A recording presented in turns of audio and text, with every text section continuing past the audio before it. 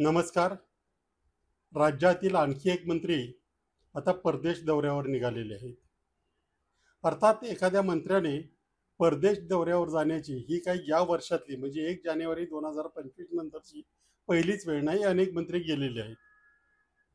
मुळात प्रश्न असा असतो की या परदेश दौऱ्यावर जाण्याची गरज असते का? त्याचा नागरिकांना किती उपयोग होतो, राज्याला किती उपयोग होतो, त्याच्यातून निष्पन्न काय होतं? आणि याहीपेक्षा सगळ्यात महत्त्वाची गोष्ट म्हणजे ज्या वेळेला राज्य आर्थिक संकटात आहेत, लाडकी बहीणसारख्या योजनेमध्ये द्यायला पैसे नाहीत, त्यांच्या लाभार्थ्यांची संख्या कमी केली जाते, त्यासाठी इतर खात्यांचा निधी वळवला जातोय.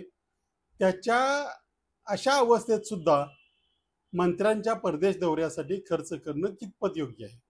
शिवाय मंत्री एकटे जात नाहीत, त्यांच्याबरोबर त्यांची बडदास्त ठेवायला अनेक अधिकारी जात असतात. या दौऱ्यांचा राज्याला काय फायदा होतो हे कधीही पुढं आलेलं नाही. या दौऱ्यांचा अहवाल कधी किमान माझ्या तरी भाषणात आलेला नाही. अशा स्थितीमध्ये असे दौरे काढले तर त्याच्यावर टीका होणं हे स्वाभाविक आहे. सुरुवात मुख्यमंत्र्यांनी केली, आधी ते दावोसला गेले, त्यांच्याबरोबर एक मंत्री होते सामंत.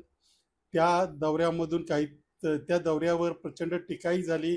हा दौरा काढायची गरज नव्हती असंही म्हटलं गेलं आणि ते खरंही होतं. अशा स्थितीमध्ये एका पाठोपाठ एक मंत्री हे दौरे काढतायत. त्याच्यातून लोकांच्या समोर, जनतेच्या समोर या राज्याला, या राज्यातल्या सत्ताधाऱ्यांना जनतेची काळजी नाही, तर स्वतःच्या विश्वामध्ये, स्वतःच्या आनंदामध्ये ते मग्न आहेत, असा याचा अर्थ निघतो. याआधी अनेक मंत्री दौऱ्यावर गेलेत. सुरुवात मुख्यमंत्र्यांनी केली, त्यानंतर आता जयकुमार रावल निघाले, त्याच्या आधी इंद्रनील नाईक, आशिष शेलार, नितेश राणे, उदय सामंत अशा मंत्र्यांनी परदेश दौरे केलेले आहेत किंवा करणार आहेत किंवा प्रपोज आहे. अशा दौऱ्यामुळे लोकांमध्ये जाणारा संदेश हा कुठल्याही परिस्थितीमध्ये चांगला आहे असं मात्र म्हणता येणार नाही. याचा विचार आपल्याकडे सत्ता आहे, बहुमत आहे, हे खरं आहे, परंतु त्याचा वापर हा जनतेच्या कल्याणासाठी केला पाहिजे.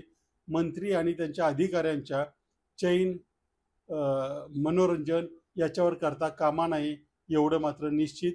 या सगळ्याचा विसर राज्य सरकारला पडलंय असं मात्र आता नक्की म्हणता येईल.